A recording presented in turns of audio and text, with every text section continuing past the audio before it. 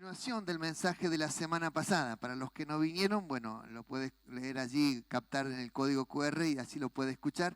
Y hablamos acerca de El Buen Samaritano, una historia muy conocida por toda la gente que por lo menos ha ido alguna vez a la iglesia y puede escuchar este mensaje que tiene que ver justamente con un mensaje de Jesucristo, pero a veces solamente prestamos atención a la historia y no prestamos atención al trasfondo de toda la historia, ¿no? El trasfondo de la historia tiene que ver con una persona que era un intérprete de la ley, una persona religiosa que se acerca a Jesús con una pregunta: ¿qué tengo que hacer para heredar la vida eterna? Esa era la pregunta que este intérprete de la ley quería hacer.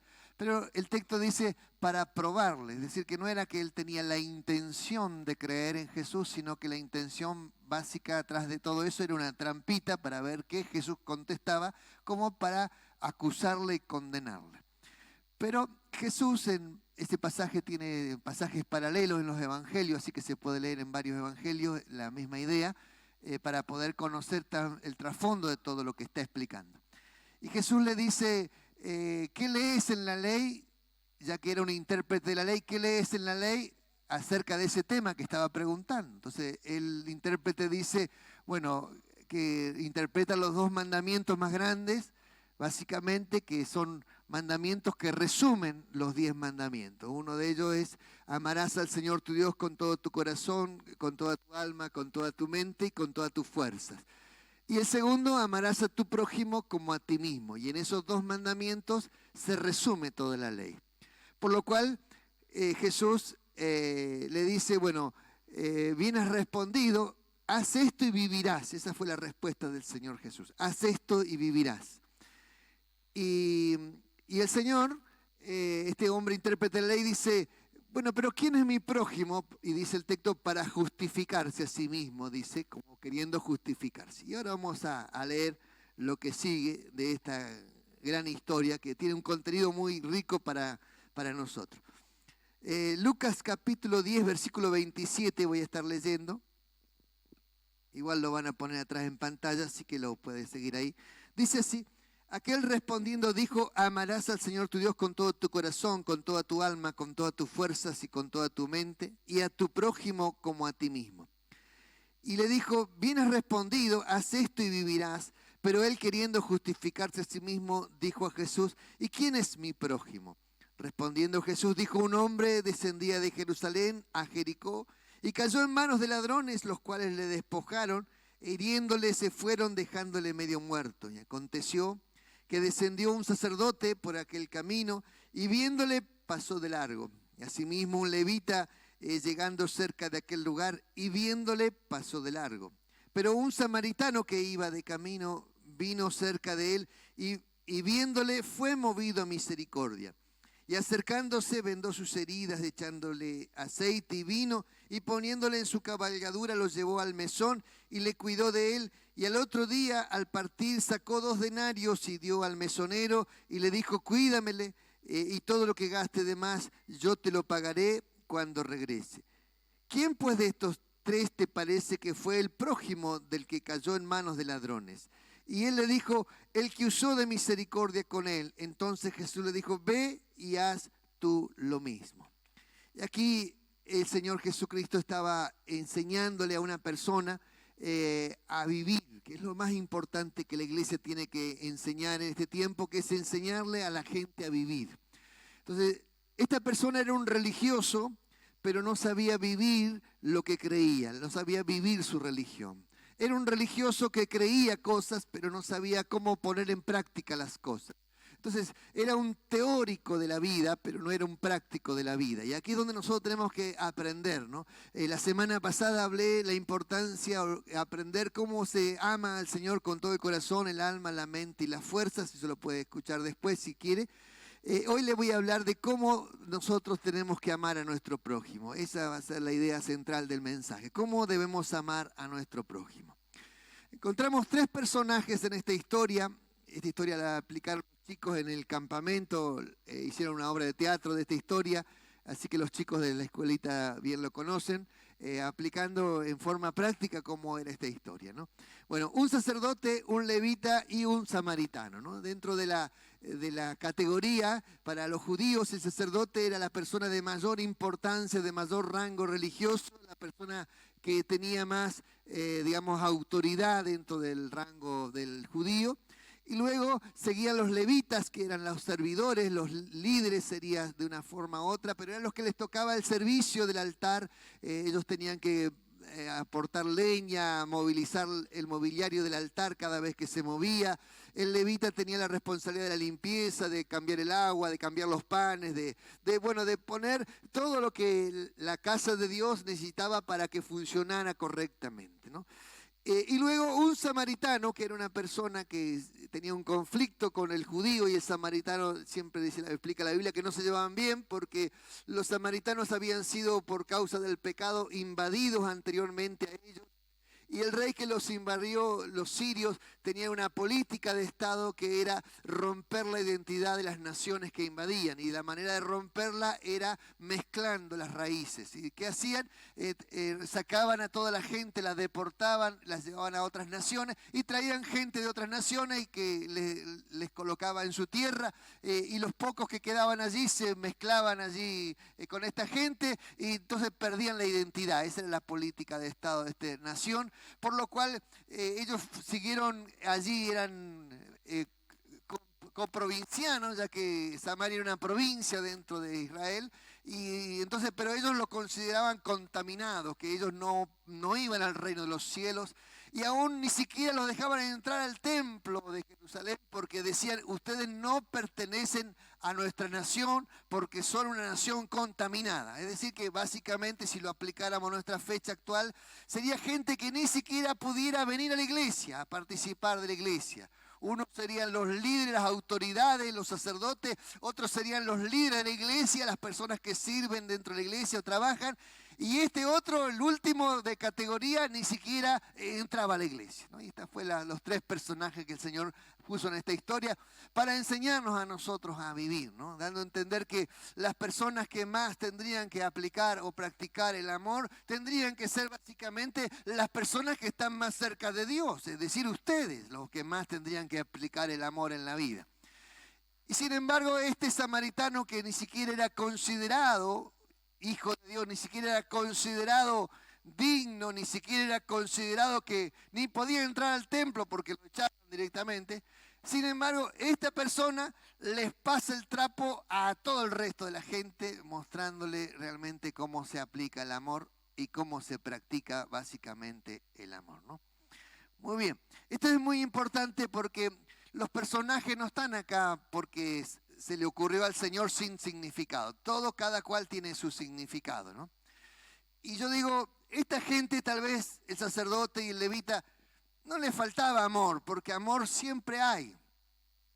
Tal vez lo que le faltaba era tiempo o prioridad en el tiempo. Porque cuántas veces usted pasa apurado porque tiene que hacer cosas, o pasa apurado y ve una necesidad y en realidad no tiene tiempo de detenerse, porque si se detiene no llega a donde tiene que llegar. Entonces yo lo interpreto de esta manera, aplicando, para no condenarlo y no juzgarlo a estas personas, porque si no caeríamos en la categoría que los creyentes no tienen amor, y no es así, porque toda persona tiene amor y aplica el amor. El tema está en el punto del tiempo, porque para mí el tiempo es la clave, donde hay mucha gente que vive la vida apurada y vive la vida corriendo y no se da cuenta que alrededor suyo pasan muchas personas con muchas necesidades, pero su apuro, o nuestro apuro, o mi apuro, no me deja ver las necesidades de la gente. Por eso, el segundo punto es: el amor se demuestra con hechos. Y aquí es lo importante que nosotros tenemos que entender, que el amor de palabras es muy romántico, pero a la práctica son solo palabras. Entonces el amor de palabras puede ser muy lindo, sonar lindo, hablar lindo, pero a la hora de la práctica, a la hora del hambre, a la hora del techo que se llueve, a la hora de la necesidad urgente, ese amor no sirve para nada. Son solo palabras humanas muy bonitas, muy políticas, muy acomodaditas, pero a la hora de resolver el problema no funciona. Entonces Jesús fue muy práctico en este asunto.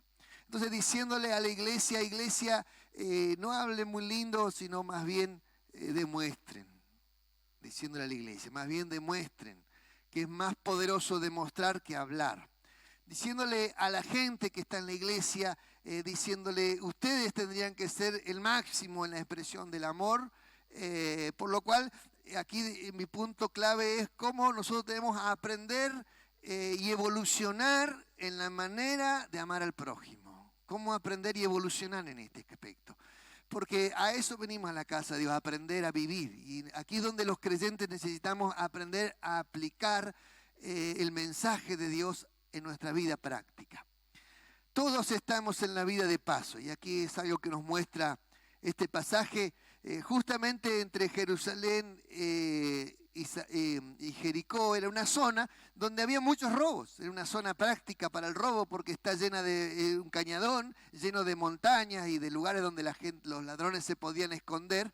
Y allí estaban agazapados esperando que pasara alguien, y cuando pasaba alguien, ¡zan!, le daban la paliza y le robaban todo, ¿no? Y esto fue la situación que colocó el Señor en el escenario, así que también colocó una situación política, social dentro de la historia, como diciendo la historia, la sociedad está llena de conflictos, llena de problemas, pero nada resolvemos con mostrar noticias de los problemas, sino que lo que se resuelve en la historia de la sociedad es a través del amor. El amor es lo que cambia la sociedad, amén.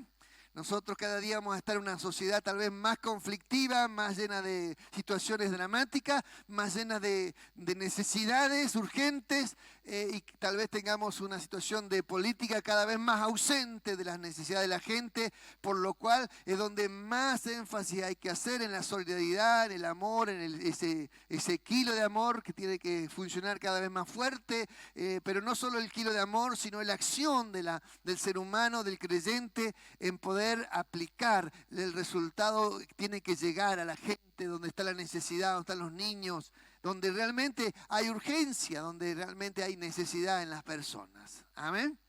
Hoy cuando empezamos a leer cuánto sale el kit escolar, por ejemplo, una cosa tan simple como un kit escolar que aumentó casi el 300% del año pasado a este año, salió más o menos 240% fue el aumento del kit escolar, en donde una familia que gastaba, si no recuerdo, no me falla la memoria, los números, 34.000 pesos el año pasado, hoy tiene que gastar casi 160.000 pesos en un kit escolar para un hijo. Imagínense aquellas pobres gente, o ella, no digo pobre, bendecida gente que tiene varios hijos, pero ¿cómo va a ser para comprarle un kit escolar a cada uno de ellos, ¿no?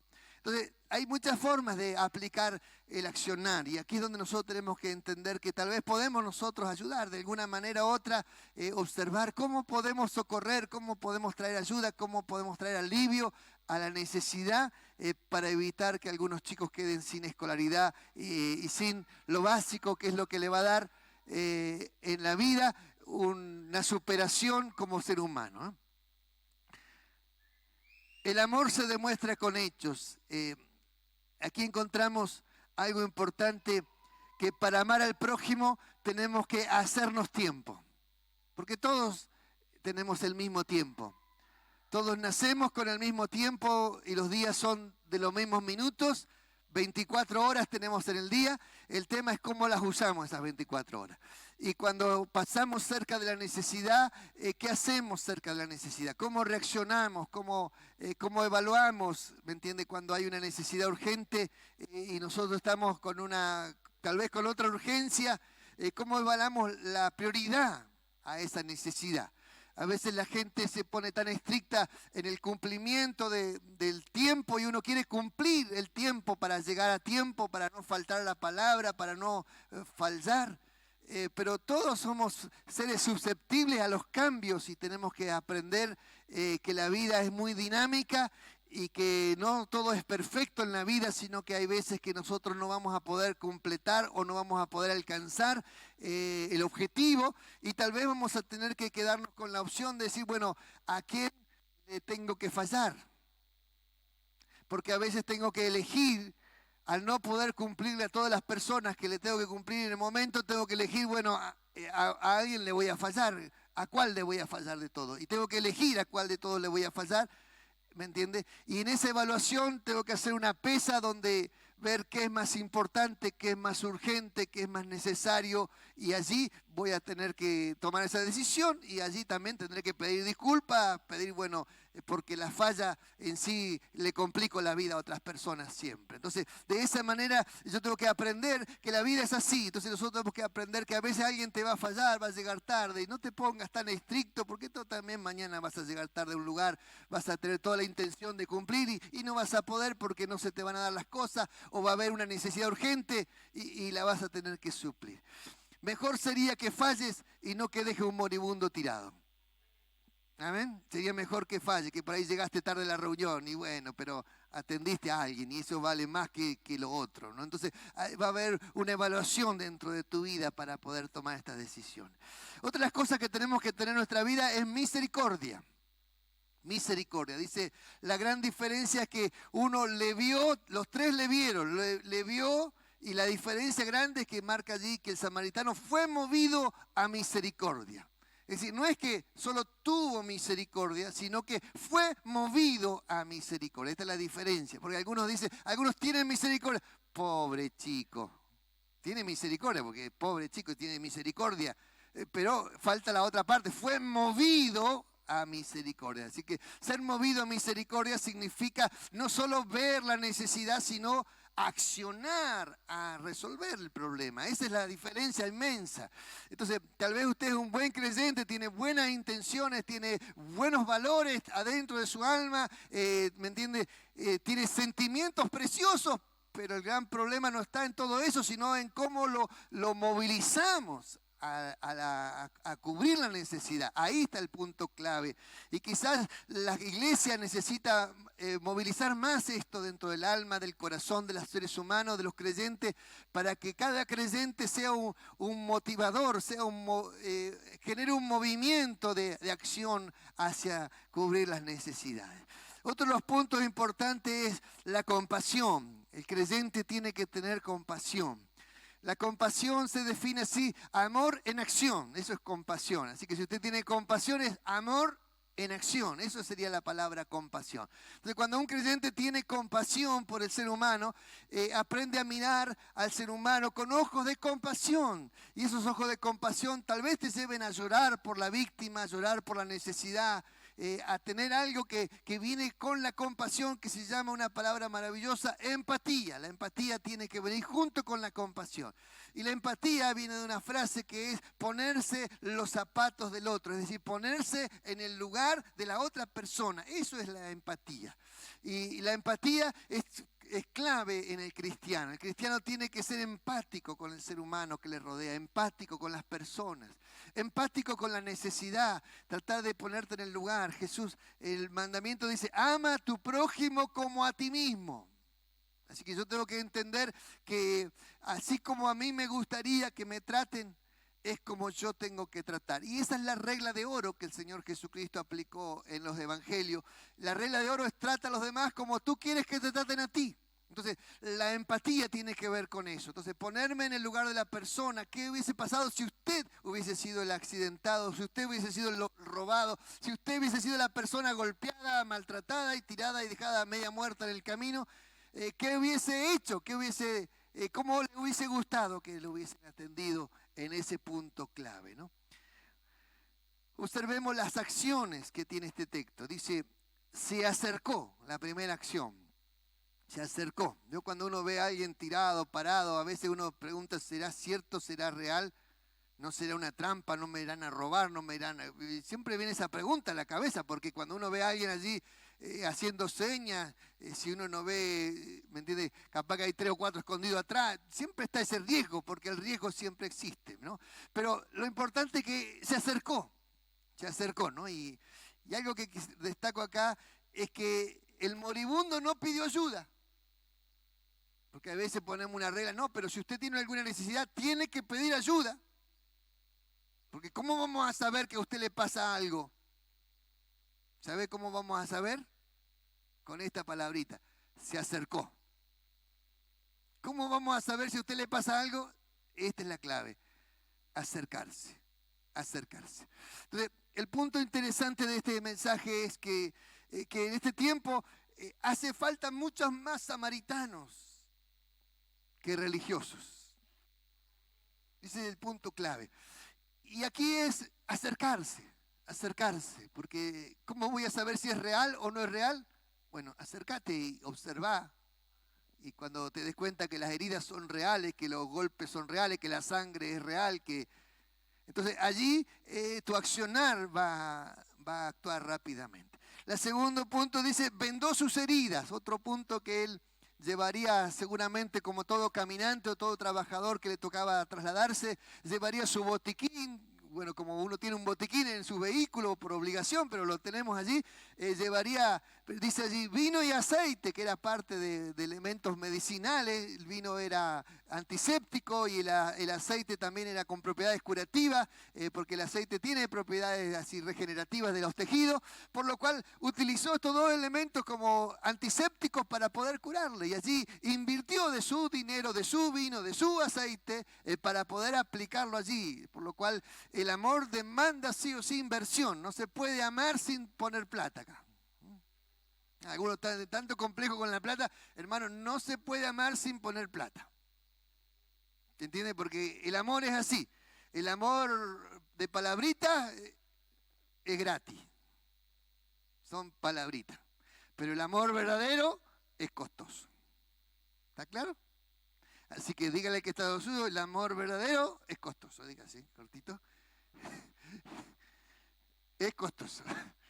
Si usted quiere amar de amor de verdad, cuesta. Aquí está como el amor de verdad cuesta, dice, poniéndole en su cabalgadura.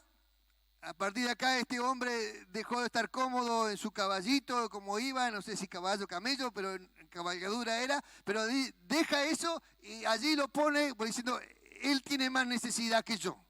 Entonces él deja su lugar de comodidad. Y aquí hay algo importante que el amor verdadero hace esto, y esto es lo importante, que empezar a ver la necesidad de las personas, y eso te va a sacarte de tu comodidad. Entonces el amor verdadero te saca de tu estado de confort. ¿Está de acuerdo? A ver, dígale que está el amor verdadero te saca de tu estado de confort.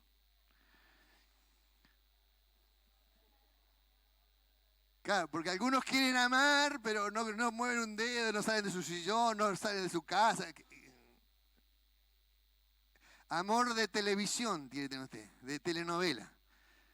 El amor verdadero, esto es lo que el Señor Jesús está enseñando. El amor verdadero te saca del confort, hermano. Te hace accionar, salir de tu comodidad. A vos te toca caminar ahora, y ahora tu comodidad vos la estás relegando, dándosela a otra persona. Este es el amor verdadero. Entonces, el amor genera movilización. Porque eso es lo que hace el amor, genera movilización. No puede amar estático, no se ama estáticamente. Entonces se ama con acción, y aquí es la acción del amor, la acción que tiene este amor maravilloso. Dice, le llevó al mesón, llegó hasta el mesón donde él iba a parar esa noche. Él tenía un programa, no es que estaba desocupado, porque algunos dicen, bueno, pero cuando yo tenga tiempo voy a ayudar. No, esto sirve el tiempo tuyo cuando vos tengas tiempo. Porque el punto no es cuando vos tengas tiempo, es ayudar en todo tiempo. Entonces, este hombre venía de camino, iba de un viaje, tal vez era un viajante, un vendedor, no sé lo que era, pero no lo menciona la Biblia, pero dice, y cuando llegó al mesón, allí, dice, le pagó el día del mesón, donde iban a parar, y dice, y cuidó de él, toda esa noche cuidó de él para recuperarle.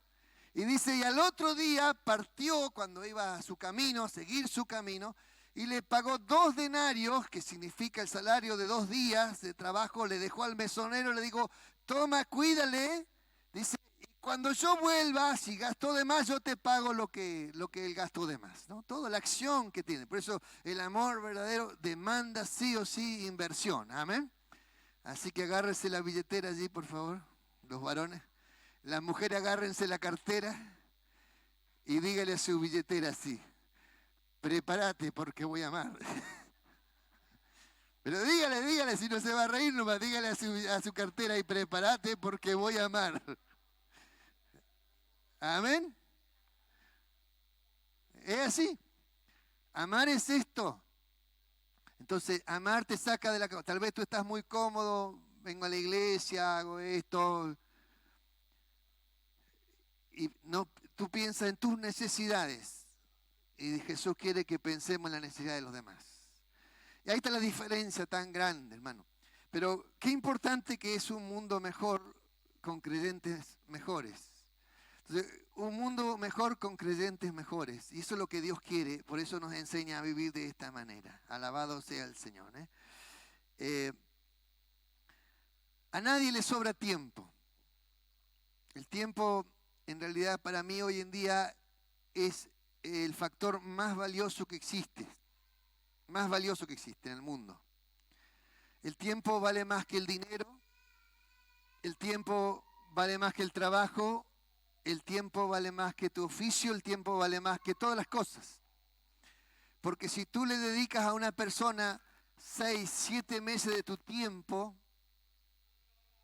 y mañana viene el médico y te dice, querido, te quedan 6 meses de vida,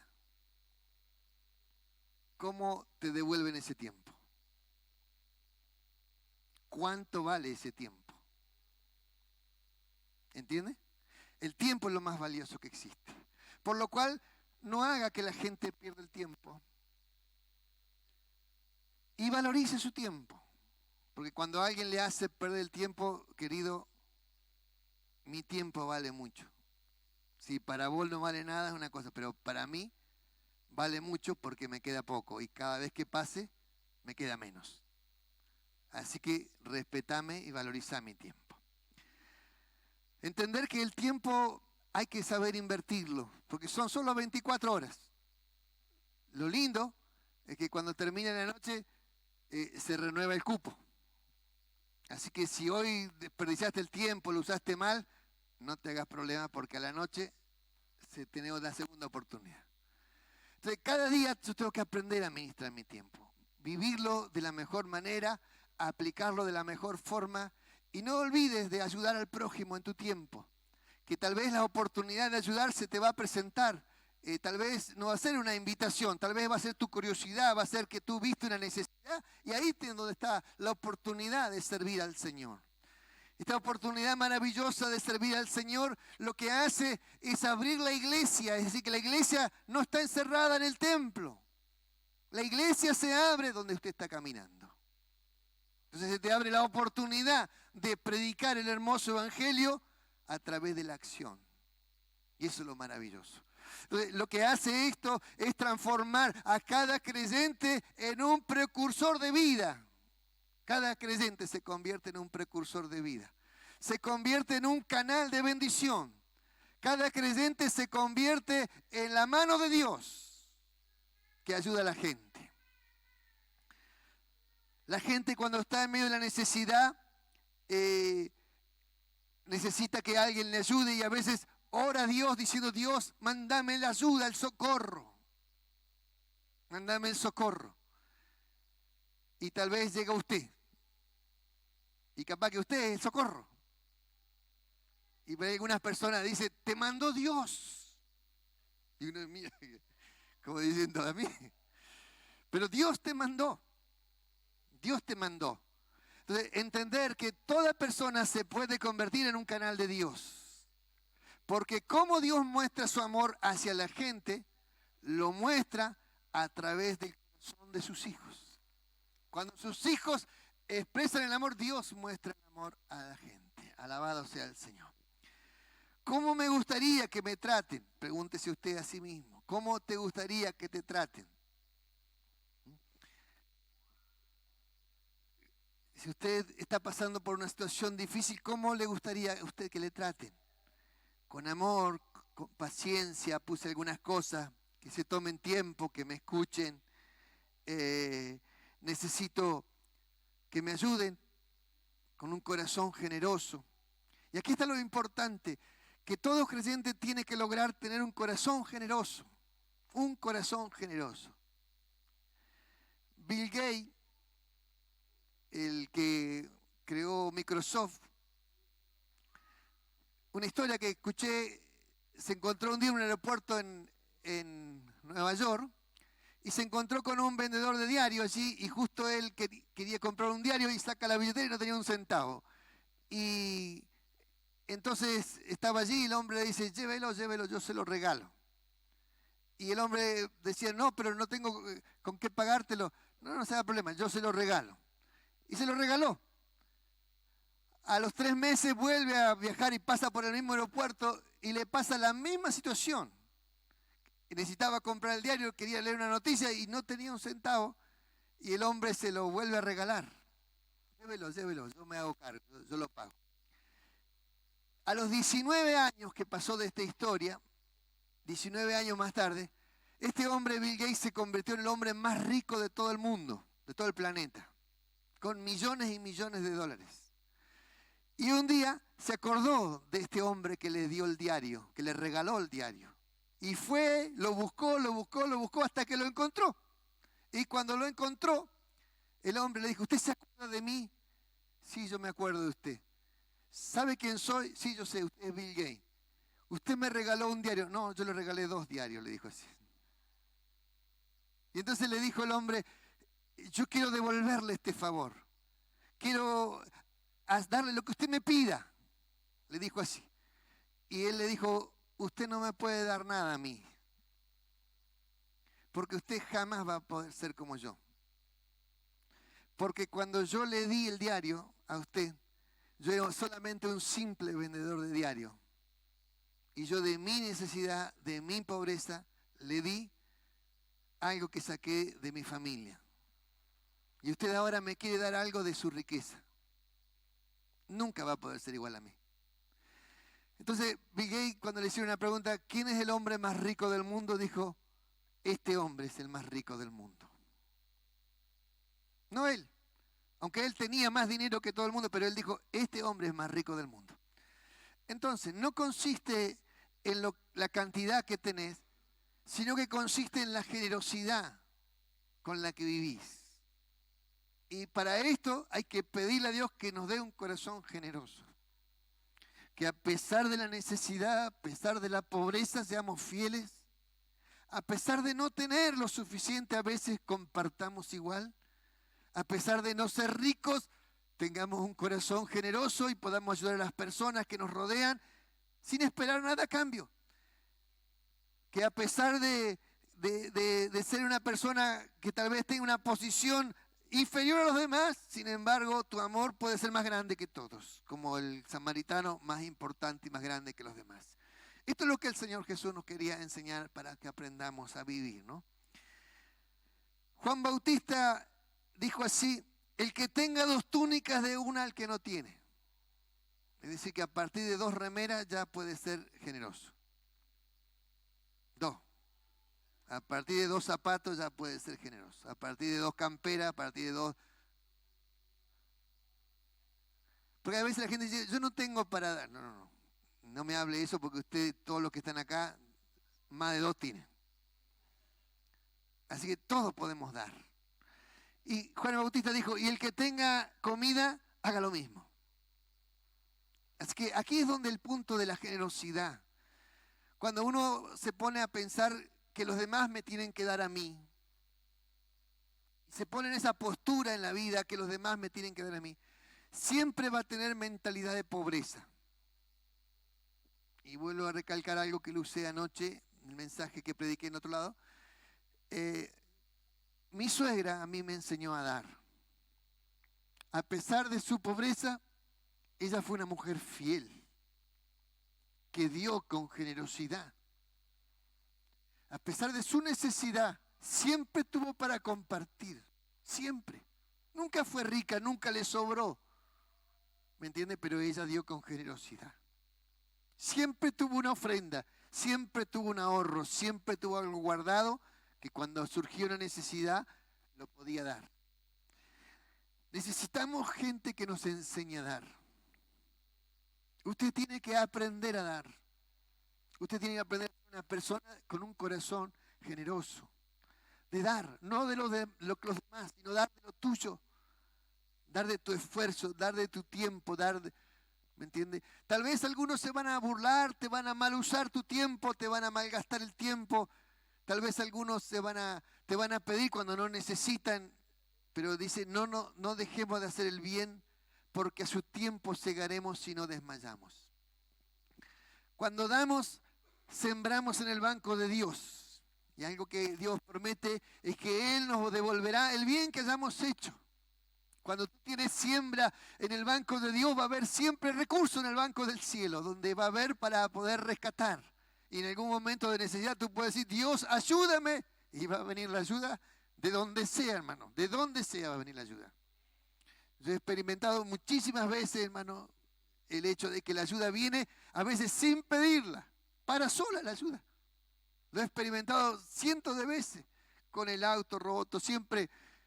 Ahora que transporto las casillas 2x3, se me corta una rueda, se me sale un tornillo, me pasa esto, que voy conociendo los caminos de paradas en paradas. Así que tengo varias anécdotas en varios lugares, de todos lugares, y siempre para alguien.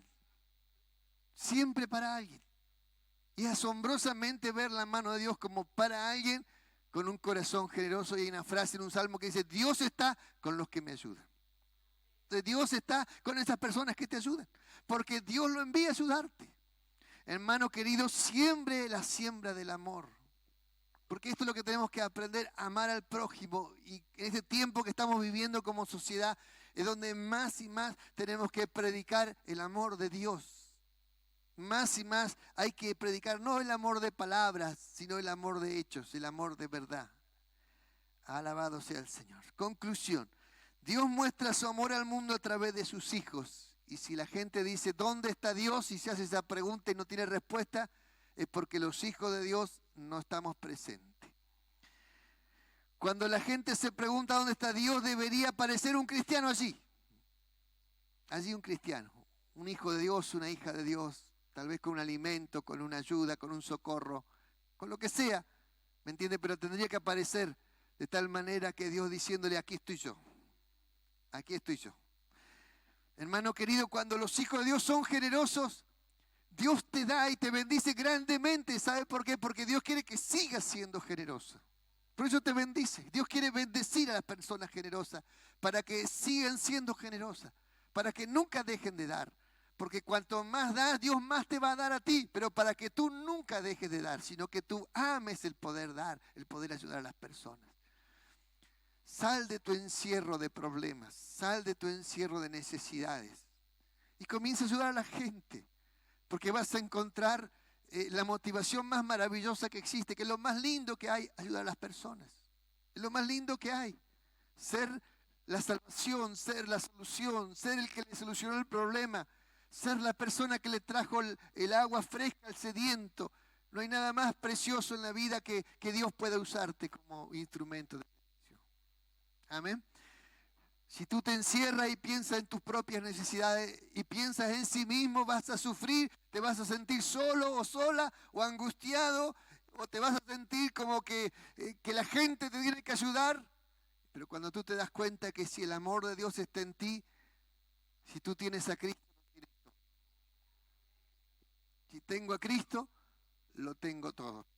Por lo cual eso sacia tu alma sedienta y te convierte en un alma generosa, porque Dios es Dios de bendición. Dios nos enseñó que más bienaventurado es dar que recibir. Así enseñó el Señor, más bienaventurado es dar que recibir. Por lo cual cuando nosotros damos, Dios abre una ventana preciosa de bendición para sus hijos. Y eso es lo que el Señor quiere que en esta mañana saquemos desde este lugar. Si tú eres una persona que da, sigue haciéndolo, sigue, y si no, empieza a cultivar esto en tu vida, porque es parte de la vida y parte de la solución de los grandes problemas. Es importante que también enseñemos a nuestros hijos a practicar esto, a aplicarlo en su vida, porque cuando nuestros hijos ven el ejemplo, cuando nuestros hijos ven la necesidad de ayudar, cuando nuestros hijos son partícipes en dar, son partícipes en dejar su comodidad, son partícipes en tal vez dejar sus cosas para compartir con otros, eso queda guardado en su alma, y lo que queda guardado en el alma desde la infancia no se va nunca. Así también el chico egoísta que solo piensa en sí mismo y que vive la vida así, se convierte en un adulto egoísta que solo piensa en sí mismo y que no ayuda a nadie. Entonces, creemos familias generosas, creémoslas. Personas generosas que dejen de pensar en sí mismos y que comiencen a pensar en los demás, porque eso es lo que necesita nuestra sociedad. Necesitamos una acción comprometida. Que hoy usted pueda comprometerse con una acción comprometida, no conmigo. Yo necesito que usted de este lugar cosechar una acción comprometida, que usted se comprometa a crear una acción de bien. Y que diga, yo voy a hacer esta acción de bien. En este día o en esta semana. Pero que no deje de comprometerse con una acción comprometida. ¿Cuántos se animan a comprometerse con alguna acción? A ver. Bueno, quiero que piense en esa acción. ¿Qué va a hacer? Porque no es solo una palabra. Ya le dije, las palabras se las lleva el viento. Acá el tema es la acción. ¿Qué va a hacer usted en esta semana para hacer una acción que le cambie la historia o la vida a alguien? Puede salir del encierro, puede salir de su posición, puede salir de su trabajo, de su ocupación tan grande que tiene y decir, esta semana yo voy a generar una acción comprometida. Amén. Estamos rodeados de necesidades por todos lados. Es cuestión de solamente crear una idea. ¿Qué hago? ¿Qué puedo hacer? Porque esta acción comprometida va a ser una acción adelante del Señor. No va a llegar ni a la iglesia, ni a las arcas de acá, no va a llegar nada. No importa, no tiene que llegar acá. La idea es que llegue a donde está la gente. Amén. Así que piense, porque vamos a orar y vamos a hacer un compromiso real adelante del Señor. Y eso es lo que quiero que este mensaje quede y deje resultados en la sociedad donde estamos viviendo. ¿Cuántos seremos? ¿Como 80? Bueno, imagínense lo que puede producir 80 acciones comprometidas. O llegaremos a 100 hoy. Pero imagínense lo que puede lograr esa acción comprometida en la sociedad donde estamos viviendo.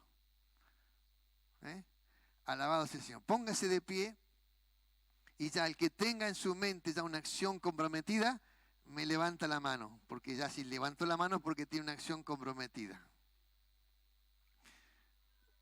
El que levanta la mano, porque si le pregunto, le puedo preguntar, usted me tiene que decir qué es lo que va a hacer.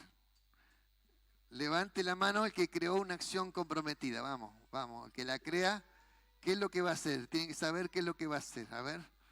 Alabado sea el Señor. A ver, tal vez sea visitar un hospital, tal vez sea hablarle a un preso, tal vez sea, ¿me entiende?, llevar un alimento, tal vez sea crear un kit escolar, tal vez sea, no sé, piense qué puede ser, y vaya levantando la mano porque vamos a hacer compromiso con Dios. Esto es lo que el Señor quiere. Que vivamos un evangelio transformador. Piense, porque si no vas a ser un levita que va a pasar de largo. Si no piensas, vas a ser alguien que va a pasar de largo simplemente. Al menos una bolsita de alimento, al menos prepara las remeras, prepara los zapatos, al menos prepara la ropa y regala. Algo tienes que hacer. Oramos al Señor. Señor, te doy las gracias esta mañana por tu palabra, que pueda crear frutos dignos de la iglesia de Cristo, que pueda provocarnos transformar la vida de alguien, Señor, que pueda provocar que nuestro corazón salga de la necesidad. Señor, despierta el alma, el espíritu, despierta el pensamiento de tu gente. Despierta la iglesia, perdona el egoísmo, perdona, Señor, el mirar hacia adentro y ayúdanos a mirar hacia afuera, a la necesidad de la gente. Señor, derrama tu presencia, derrama tu poder, derrama la gracia del Señor aquí y ayúdanos a crear la acción de este día en la presencia de Dios. Ponemos en tu presencia que en esta semana tengamos el tiempo de hacerlo y podamos ser de bendición para alguien. Te lo rogamos en el nombre del Señor Jesucristo. Amén y amén y amén. Amén. Gloria al Señor. Dígale que está al lado suyo, Dios te quiere usar como canal de bendición. Así, Dios te quiere usar como canal de bendición. Amén. Eso es lo que va a hacer, un canal de bendición. Un canal de bendición. Alabado sea el Señor, alabado sea el Señor. Vamos a participar ahora de nuestra cena del Señor. Así que